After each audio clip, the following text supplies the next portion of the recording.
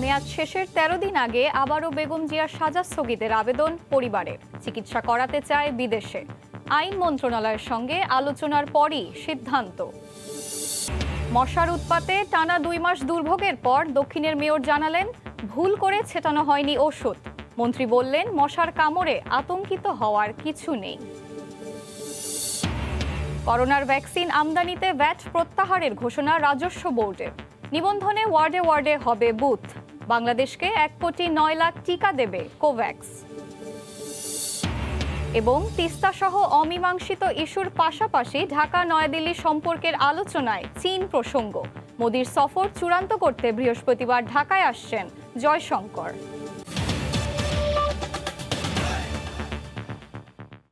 দেখছিলেন শিরোনাম। প্রবাসের সময়ের সঙ্গে আছি আমি এশা হোসেন। বিএনপি চেয়ারপারসন বেগম খালেদা জিয়ার দণ্ড স্থগিতের মেয়াদ শেষ হওয়ার ১৩ দিন আগে আবারও সময় বাড়ানোর আবেদন করেছে তার পরিবার। এর আগে ২ দফা বেগম জিয়ার সাজা স্থগিতের মেয়াদ বাড়ানো হয়। তার আইনজীবী জানিয়েছেন, বেগম জিয়ার বিশেষায়িত চিকিৎসা দরকার। করোনা পরিস্থিতির কারণে তিনি স্বাভাবিক চিকিৎসাও নিতে পারেননি। এদিকে স্বরাষ্ট্রমন্ত্রী বলছেন, এ বিষয়ে আইন মন্ত্রণালয়ের সঙ্গে আলোচনার পর সিদ্ধান্ত জানানো হবে। আইনি লড়াইয়ে ব্যর্থ হয়ে পরিবারের আবেদনে গত বছরের ২৫শে মার্চ বিএনপি নেত্রী বেগম খালেদা জিয়ার সাজা স্থগিত করে ৬ মাসের জন্য মুক্তি দেয় সরকার। এরপর তার মুক্তির মেয়াদ আরও ১ দফা বাড়ানো হয়। দ্বিতীয় দফার মেয়াদ শেষ হবে ১৫ই মার্চ। মেয়াদ শেষ হওয়ার ১৩ দিন আগে আবারও সাজা স্থগিতের মেয়াদ বাড়ানোর আবেদন করল তার পরিবার। মঙ্গলবার বেগম জিয়ার ভাই শামীম ইস্কান্দার স্বরাষ্ট্র মন্ত্রণালয়ে আবেদনটি জমা দেন। চাওয়া হয় বিদেশে নিয়ে চিকিৎসার অনুমতি। মন্ত্রী জানান, আইন মন্ত্রণালয়ের সঙ্গে এ বিষয়ে কথা বলে ব্যবস্থা নেওয়া হবে। বাসাতেই বিএনপি নেত্রীর উন্নত চিকিৎসা হবে বলেও মনে করেন স্বরাষ্ট্রমন্ত্রী। শর্ত আরো শিথিল করে চিকিৎসায় করোনাকালীন তারা চিকিৎসা নিতে পারেনি সেইটা জানিয়েছেন, এবং তার দণ্ডাদেশ মওকুফ করা যায় কিনা সেইটা সম্বন্ধেও তারা বলেছেন। এটা আমরা পরীক্ষা নিরীক্ষা করার জন্য আইন মন্ত্রণালয়ে পাঠাবো। আইন মন্ত্রণালয় থেকে মতামত আসলে আমাদের যথাযোগ্য ইসের সঙ্গে আলাপ করে তার ব্যবস্থা নেওয়া হবে। তার আইনজীবী জানান, বেগম জিয়ার বিশেষায়িত চিকিৎসা দরকার। করোনা পরিস্থিতির কারণে তিনি স্বাভাবিক চিকিৎসাও নিতে পারেননি। চিকিৎসা হলেই করোনার টিকা নেওয়ার বিষয়ে সিদ্ধান্ত হবে বলেও জানান তিনি। ওনার যে চিকিৎসা দেওয়ার কথা ছিল সেই চিকিৎসা উনি পাচ্ছেন না। আমরা দাবি জানাচ্ছি বিশেষায়িত হাসপাতালে ওনাকে চিকিৎসা দেওয়ার ব্যবস্থা করার জন্য। সরকার ইচ্ছাকৃতভাবে ওনাকে ট্রিটমেন্ট না দিয়ে মৃত্যুর দিকে ঠেলে দিচ্ছে। দুর্নীতির ২ মামলায় ১৭ বছরের কারাদণ্ডপ্রাপ্ত বেগম খালেদা জিয়া ২ বছর ১ মাস ১৭ দিন কারাভোগ করেছেন। এর মধ্যে ১১ মাসই ছিলেন হাসপাতালে। আফজাল হোসেন, সময় সংবাদ, ঢাকা। এদিকে বেগম খালেদা জিয়ার অনুপস্থিতিতে ৪২ বারের মতো পেছালো গ্যাটকো দুর্নীতি মামলার অভিযোগ গঠনের শুনানি। দুদক আইনজীবী বলছেন, বারবার সময় নিয়েও বিচার কাজ বিলম্বিত করছে আসামি পক্ষ। তবে বেগম খালেদা জিয়ার আইনজীবীর দাবি, তাদের মক্কেল অসুস্থ হওয়াতেই তিনি আদালতে হাজির হচ্ছেন না। গ্যাটকো দুর্নীতি মামলার অভিযোগ গঠন শুনানির দিন ধার্য ছিল বুধবার। মামলার প্রধান আসামি বিএনপি চেয়ারপারসন বেগম খালেদা জিয়ার উপস্থিতিতে অভিযোগ গঠন শুনানির কথা থাকলেও এই দিন আদালতে হাজির হননি বেগম জিয়া। ৪২ বারের মতো শুনানি পেছাতে আবেদন করেন তার আইনজীবীরা।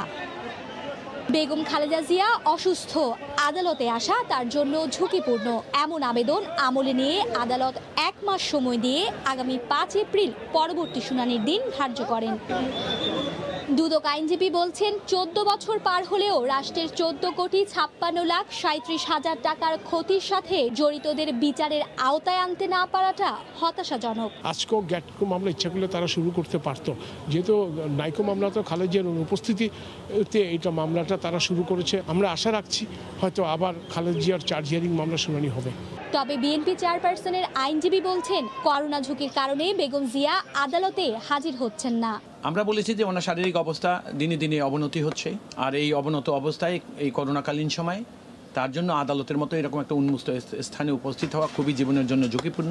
2007 সালের 2 সেপ্টেম্বর ঠিকাদারি প্রতিষ্ঠান গ্যাটকোকে ঢাকার কমলাপুর আইসিডি ও চট্টগ্রাম বন্দরের কন্টেইনার হ্যান্ডেলিংয়ের কাজ পাইয়ে দিয়ে রাষ্ট্রের 14,56,37,616 টাকার ক্ষতির অভিযোগে বেগম জিয়া সহ 13 জনের বিরুদ্ধে তেজগাঁও থানায় মামলা দায়ের করে দুর্নীতি দমন কমিশন। পরের বছর 13 মে বেগম খালেদা জিয়া সহ 24 জনের বিরুদ্ধে আদালতে চার্জশিট দেয়া হয়।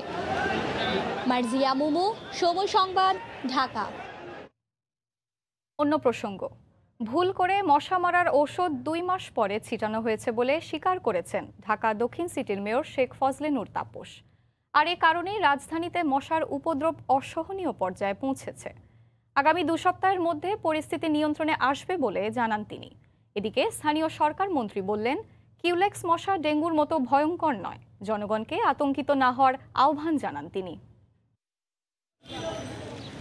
ঢাকার এ প্রান্ত থেকে ও প্রান্ত, দিন কিংবা রাত, মশা এখন অসহনীয় নিত্যসঙ্গী। একদিকে মশার কামড়, অন্যদিকে মশার উপদ্রবে বাড়ছে নানা রোগ শোক। আগে মশা তো আসছিল না, এখন মশা একটু বাড়ছে। মশা যদি থাকুন যায় না, এই ধুমা দিছি তেনাপুর হয়ে কয়েল জ্বালাই, মশারি টানাই, ফ্যান্সারি সব ধরনের আমরা প্রসেস করি, তাও মশার উৎপাদে টিকতে পারতাছি না আমরা। আগের তুলনায় এখন মশার উৎপাদ একটু বেশি। হঠাৎ করে মশার উপদ্রব এতটা বাড়লো কেন? স্থানীয় সরকার মন্ত্রী যুক্তি দেখালেন, খাল বিল ও শহরের ভেতরে জলাশয়ের পানি নেমে যেতে না পারায় অধিক হারে জন্মেছে কিউলেক্স মশা। কিউলেক্স এবং অ্যানাফিলিস মশা আমাদের ডেঙ্গুর মতন এরকম বিপজ্জনক নয়, আতঙ্কিত হওয়ার কিছু নাই। খাল বিল পরিষ্কার পরিচ্ছন্নতা যখন পুরা দমে করতে সক্ষম হব, তখন আমরা, আমার মনে হয়, এটা নিয়ন্ত্রণ আনতে সক্ষম হব বলে বিশ্বাস করি। তো আমি এই সকল নগরবাসী এবং প্রিয় সাংবাদিক বৃন্দকে বাস্তবতাটা আপনারা অনুধাবন করবেন। আর দক্ষিণের মেয়র তাপস অকপটে স্বীকার করেছেন, শীতের শুরুতেই মশক নিধন কার্যক্রমে কৌশলগত ভুলের কারণেই দুর্ভোগে পড়েছেন নগরবাসী। ডেঙ্গুর প্রকোপটা যেহেতু ছিল, সেটা আমাদের সেই কার্যক্রমটা ডিসেম্বর পর্যন্ত চালিয়ে নেওয়া, কিন্তু আসলে সেটা ভুল ছিল, কৌশলটা ভুল ছিল। আমাদেরকে শীত আসার সাথে সাথে থেকেই কিউলেক্সের বিরুদ্ধে আমাদের কার্যক্রম নেওয়া উচিত ছিল। আমরা আশাবাদী আগামী 2 সপ্তাহের মধ্যেই এই কিউলেক্স মশা নিয়ন্ত্রণে চলে আসবে। নগরীর বিভিন্ন স্থানে খাল দখলমুক্তকরণ কার্যক্রমের পরিদর্শনের শেষ প্রান্তে বাংলা মোটরের পান্থকুঞ্জে এসটিসি প্রকল্পের উদ্বোধনী অনুষ্ঠানে তারা দুজনই আশা প্রকাশ করেন, আগামী 2 সপ্তাহের মধ্যেই আধিক্য কমে আসবে মশার উপদ্রবের। আহমেদ সালেহীন, সময় সংবাদ, ঢাকা। কোভ্যাক্স বাংলাদেশকে অ্যাস্ট্রাজেনেকার 1,09,00,000 ডোজ টিকা দেবে বলে জানিয়েছেন স্বাস্থ্যমন্ত্রী জাহিদ মালেক।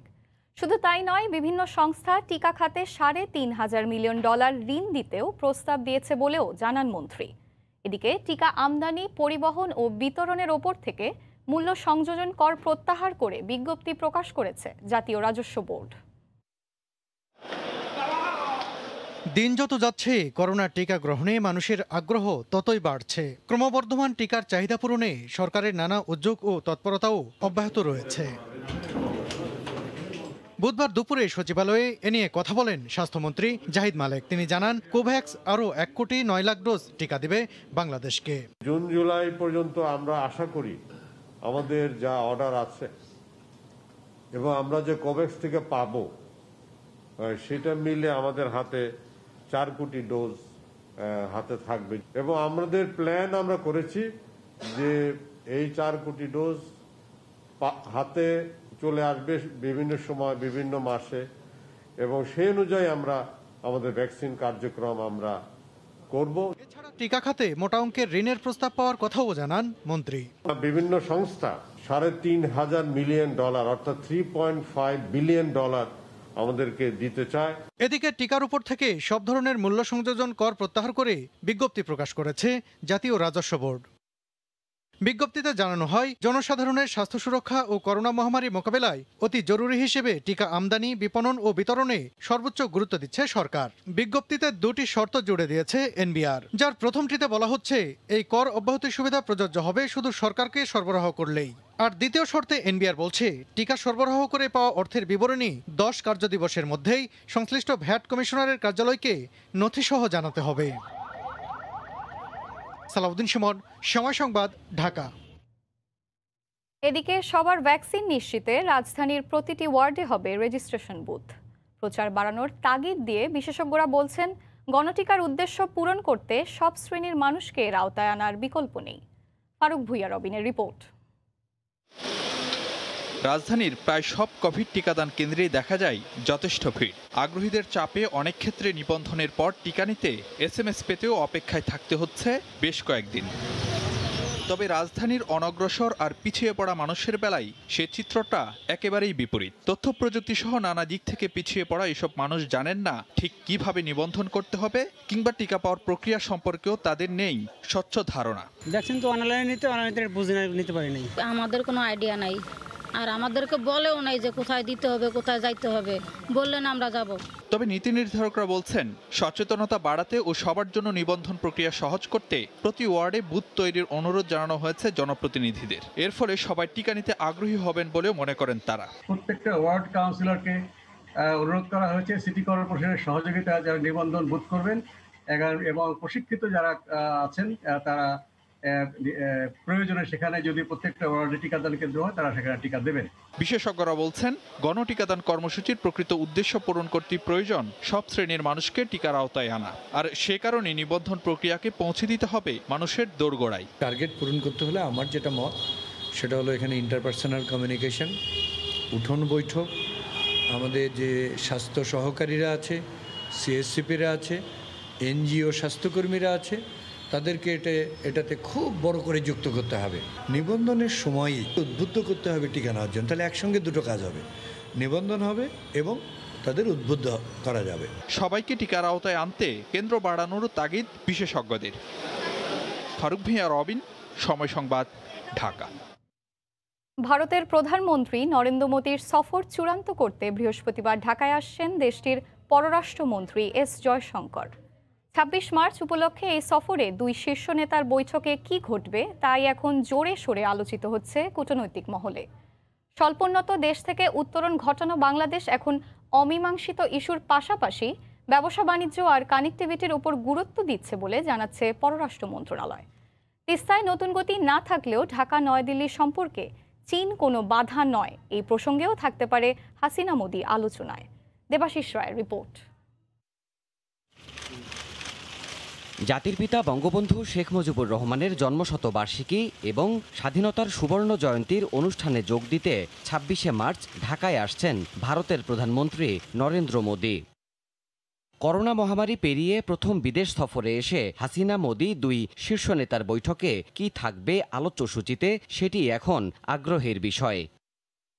তার এই সফরে ঢাকা জলপাইগুড়ি যাত্রীবাহী ট্রেন চলাচল ইস্যুসহ বঙ্গবন্ধু বাপু জাদুঘর উদ্বোধন, স্বাধীনতা সড়ক চালুর পাশাপাশি তিনি শ্রদ্ধা জানাতে যেতে পারেন জাতির পিতার ভিটে টুঙ্গিপাড়াতেও। মূলত সফরে বৈঠকের টেবিলে কি কি থাকছে সেসব চূড়ান্ত করতে বৃহস্পতিবার একদিনের সফরে ঢাকায় আসছেন ভারতের পররাষ্ট্রমন্ত্রী সুব্রামানিয়াম জয়শঙ্কর। প্রধানমন্ত্রী শেখ হাসিনা ও পররাষ্ট্রমন্ত্রী ডক্টর AK মোমেনের সঙ্গেও কথা বলবেন তিনি।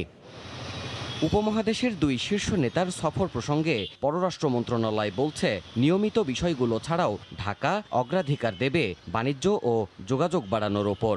এবছরে যেটা জোর পেয়েছে এবং পাবে সামনে, যে যোগাযোগের ক্ষেত্রে, কানেক্টিভিটির ক্ষেত্রে এবং পারস্পরিক সহযোগিতার ক্ষেত্রে, বাণিজ্যে, অর্থনৈতিক কর্মকাণ্ড বিস্তারে শুধু কম্প্রিহেনসিভ পার্টনারশিপ নয়, আরও অনেক কিছু আসতে পারে সামনের দিনে। তিস্তা সহ অভিন্ন নদীগুলোর পানি বন্টন ইস্যুতে সুনির্দিষ্ট কিছু না থাকলেও বাংলাদেশ ন্যায্য আদায়ের দাবিতে নীরব থাকবে না বলেও মত প্রতিমন্ত্রীর। এটা তো সবসময় প্রায়োরিটি আমাদের। আলাদাভাবে একটি দেশের সাথে কাছাকাছি গেলে আরেকটি দেশ কি মনে করতে পারে, আমরা এটা নিয়ে আর চিন্তিত নই মোটেই। এদিকে কূটনৈতিক মহলের বিশিষ্টজনরা প্রশ্ন তুলছেন, কেন্দ্র সরকার ও রাজ্যের অভ্যন্তরীণ সংকটে বাংলাদেশ কতদিন অপেক্ষা করবে তিস্তার জন্য?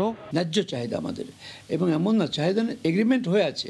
পশ্চিমবাংলার মুখ্যমন্ত্রী এটা তিনি আপত্তি করছেন, বাধা দিচ্ছেন। আমি মনে করব টাইম হ্যাজ কাম ভারতের মাননীয় প্রধানমন্ত্রী নরেন্দ্র মোদীকে, যে তাকে একটা ব্যবস্থা পথ খুঁজে বের করতে হবে।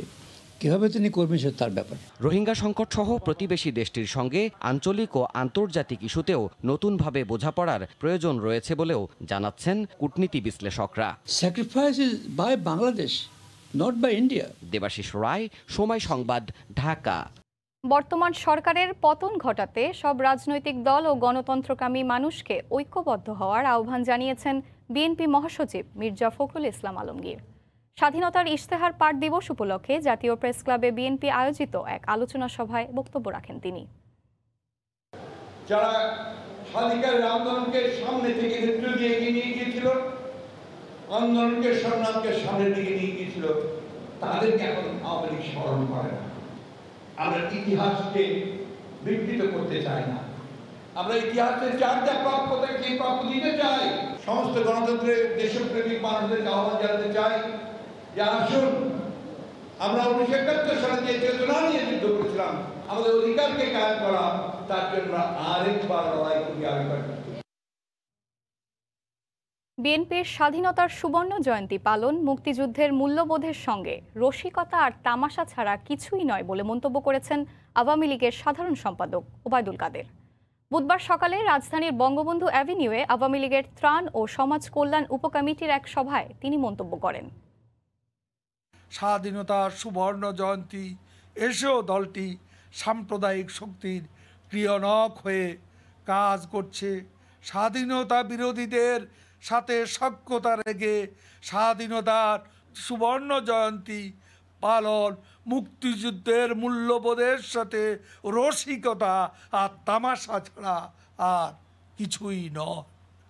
বিএনপির আন্দোলন, সমাবেশ, মিছিল, মানববন্ধন মানেই সহিংসতা আর সন্ত্রাস।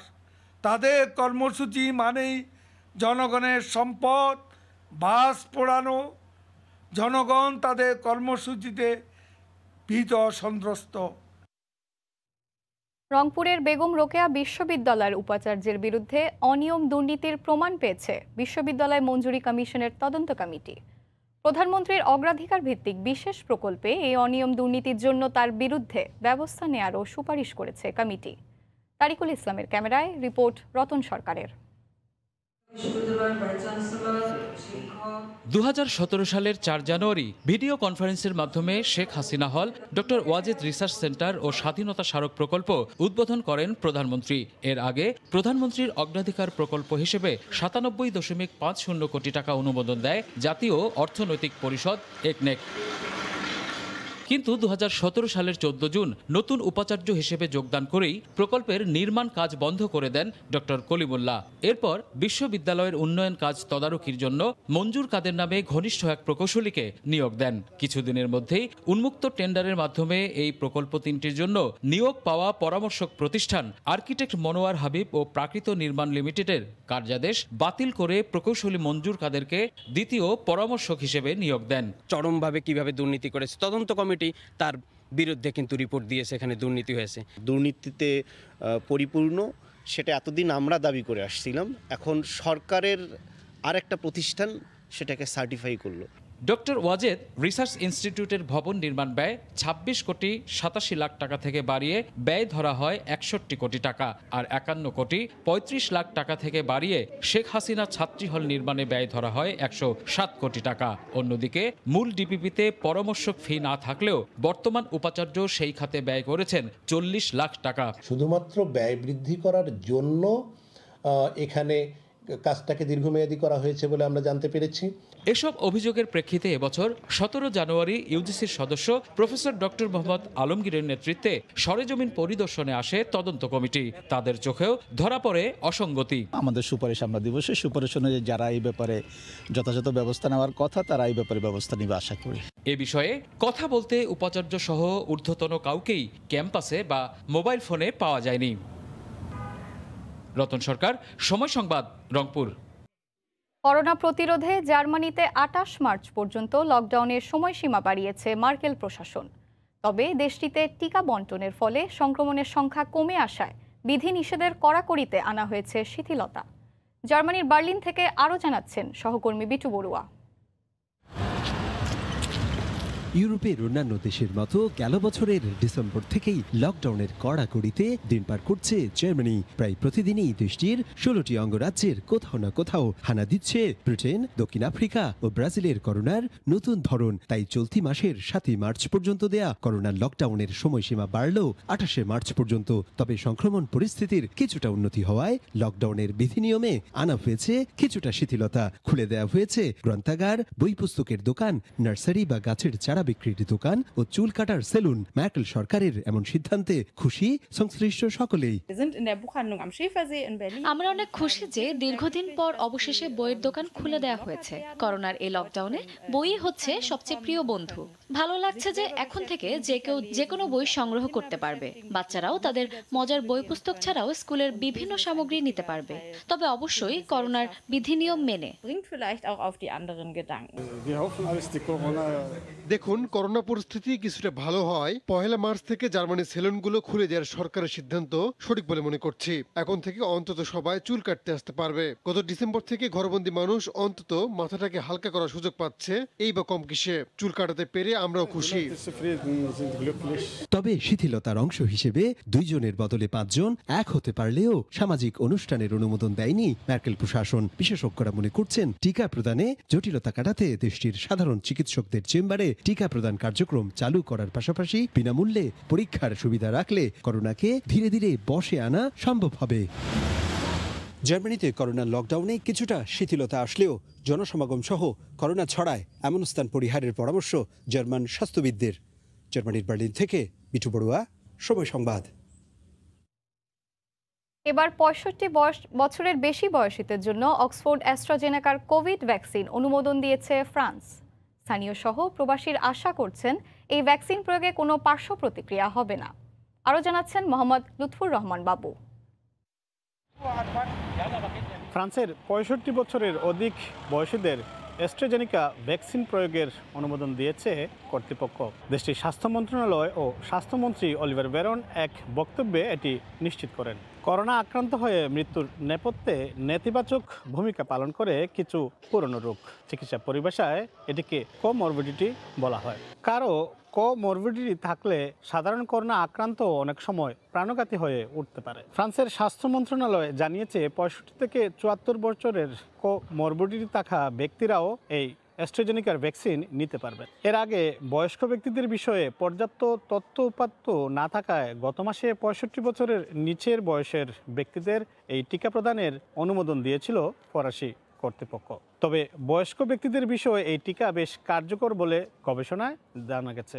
এদিকে সাধারণ মানুষজন বলছেন সরকারের অনুমোদনের ফলে এখন 65 বছরের অধিক মানুষও এই অ্যাস্ট্রাজেনেকার টিকা গ্রহণ করতে পারবে। আগে অ্যাস্ট্রাজেনেকার টিকাটি ফ্রান্সে 65 বছরের নিচে স্বাস্থ্য মন্ত্রণালয় অনুমোদন দিয়েছিল। এখন স্বাস্থ্য মন্ত্রণালয় 65 থেকে 75-এর ভিতরে বয়স্কদের জন্য অনুমোদন দিয়েছে। এতে করে দেখা যাচ্ছে এই টিকার সুফল বয়স্করাও পাবে। আমরা আশা রাখি বা আশাবাদী যে এই ভ্যাকসিনের কোনো পার্শ্ব প্রতিক্রিয়া হবে না। এদিকে ফ্রান্সের 20টি প্রশাসনিক বিভাগে করোনায় অধিক আক্রান্তের জন্য এই বিভাগগুলিতে সাপ্তাহিক ছুটির দিনে লকডাউনের চিন্তা ভাবনা করছে সরকার। মোহাম্মদ লুৎফুর বাবু, সময় সংবাদ, প্যারিস। ইতালিতে করোনা আক্রান্তদের 1 ডোজ করে ভ্যাকসিন দেওয়ার সিদ্ধান্ত নিয়েছে দেশটির স্বাস্থ্য মন্ত্রণালয়। এতে প্রায় 29 লাখ ভ্যাকসিন সাশ্রয় হবে তাদের। প্রবাসী বাংলাদেশিরা অপেক্ষার প্রহর গুনছেন ভ্যাকসিনের। রোম থেকে জুমানা মাহমুদের রিপোর্ট। ইতালির বিভিন্ন শহরে ইংল্যান্ড থেকে আসা নতুন ধরনের করোনায় আক্রান্তের সংখ্যা বাড়ছে। দেশটিতে আগের তুলনায় মৃতের সংখ্যা খুবই কম, তবে আক্রান্ত এখনও নিয়ন্ত্রণের মধ্যে নেই বলে মনে করছেন বিশেষজ্ঞরা। ফলে কিছু অঞ্চলের যাতায়াতের উপর এখনও বিধিনিষেধ রয়েছে। ছোটদের স্কুল খোলা থাকলেও কলেজ, বিশ্ববিদ্যালয় পর্যায়ের শিক্ষা প্রতিষ্ঠানগুলো এখনও বন্ধ রয়েছে, তবে অনলাইনে ক্লাস চলছে। এর মধ্যেও দেশটিতে পুরোদমে চলছে টিকাদান কর্মসূচি। গত 2 মাসে ইতালিতে ভ্যাকসিন গ্রহণ করেছেন প্রায় 31 লাখ মানুষ। আশার কথা হচ্ছে এসব মানুষের মধ্যে উল্লেখ করার মতো পার্শ্ব প্রতিক্রিয়া দেখা যায়নি। এদিকে এখন থেকে আক্রান্তদের 1 ডোজ করে ভ্যাকসিন দেওয়ার সিদ্ধান্ত নিয়েছে দেশটির স্বাস্থ্য মন্ত্রণালয়। এতে প্রায় 29 লাখ ভ্যাকসিন সাশ্রয় হবে। ইতালি প্রবাসী বাংলাদেশিরাও ভ্যাকসিন নিতে আগ্রহী। তারা এখন অপেক্ষার প্রহর গুনছেন। করোনার এই দুঃসময়ে ভ্যাকসিন একটি আশার আলো। আমরা সবাই অধীর আগ্রহে ভ্যাকসিনের জন্য ওয়েট করছি। জানি না কবে ভ্যাকসিনটি হাতে পাবো। আক্রান্তদের একটি করে ডোজ দেওয়াতে অনেক ভ্যাকসিন বেঁচে যাবে, আমরা উপকৃত হব। সে কবে নাগাদ এই ভ্যাকসিনগুলো আমরা প্রবাসীরা দিতে পারবো সেই অপেক্ষায় আছে। দেশটিতে গত 1 বছরে প্রায় 30 লাখ মানুষ করোনা আক্রান্ত হয়েছেন, মারা গেছেন প্রায় 1 লাখ। জুমানা মাহমুদ, সময় সংবাদ, রোম, ইতালি। কুয়েতে মহামারী করোনার প্রাদুর্ভাব কমায় দীর্ঘদিন পর জনপ্রিয় ফ্রাইডে হলিডে মার্কেট খুলে দিলেও বাড়ছে না বেচাকেনা। এতে করে লোকসান গুনছেন দোকান মালিকরা। শরীফ মোহাম্মদ মিজানুর রহমানের তথ্য ও ছবিতে রিপোর্ট। মহামারী করোনার প্রাদুর্ভাব রোধে দীর্ঘদিন ধরেই কুয়েতে কারফিউ ও লকডাউন চলে আসছিল। এতে দোকানপাট মার্কেটগুলো বন্ধ থাকায় চরম বিপাকে পড়তে হয়েছে স্থানীয় সহ প্রবাসী ব্যবসায়ীদের। বর্তমানে দেশটিতে করোনার সংক্রমণ কমায় ফ্রাইডে মার্কেট খুলে দেওয়া হয়েছে, তবে ব্যবসা প্রতিষ্ঠানগুলোতে নেই আগের মতো বেচাকেনা। একদিকে দোকান ভাড়া পরিশোধ, অন্যদিকে কর্মচারীদের বেতন ভাতা দিতে হিমশিম খাচ্ছেন প্রবাসী বাংলাদেশি ব্যবসায়ীরা। কারণে আমাদের ব্যবসা বাণিজ্য তেমন আগের মতো গতিশীল নাই। ইনশাল্লাহ আশা করি আমরা আস্তে আস্তে ঠিক আগের পর্যায়ে আসবো ইনশাল্লাহ। করোনার পর যখন দোকান খোলা হলো মোটামুটি ভালোই চলছে, কিন্তু এতটা ভালো না, যা করোনার প্রভাব এখনো আছে। সবাই স্বাস্থ্যবিধি মেনে চলবেন, আমরা স্বাস্থ্যবিধি মেনে চলছি। অনেকেই আবার তাদের দীর্ঘদিনে তিলে তিলে গড়া ব্যবসা প্রতিষ্ঠান বিক্রি করে দেশে চলে গেছেন। কুয়েতে প্রায় 3.5 লাখ প্রবাসী বাংলাদেশি রয়েছেন। এদের মধ্যে প্রায় 5,000 প্রবাসী বিভিন্ন ব্যবসার সাথে জড়িত। এর মধ্যে ফ্রাইডে মার্কেটেই প্রায় 2 শতাধিক বাংলাদেশি ব্যবসায়ী দোকান রয়েছে। সময় সংবাদ, কুয়েত। এ পর্যায়ে শীর্ষ সংবাদ জানিয়ে দিচ্ছি আরেকবার। মেয়াদ শেষের 13 দিন আগে আবারও বেগম জিয়ার সাজা স্থগিতের আবেদন পরিবারের। চিকিৎসা করাতে চায় বিদেশে। আইন মন্ত্রণালয়ের সঙ্গে আলোচনার পরই সিদ্ধান্ত। এবং মশার উৎপাতে টানা 2 মাস দুর্ভোগের পর দক্ষিণের মেয়র জানালেন ভুল করে ছেটানো হয়নি ওষুধ। মন্ত্রী বললেন মশার কামড়ে আতঙ্কিত হওয়ার কিছু নেই। এই ছিল প্রবাসের সময়, সঙ্গে থাকুন সময়ে।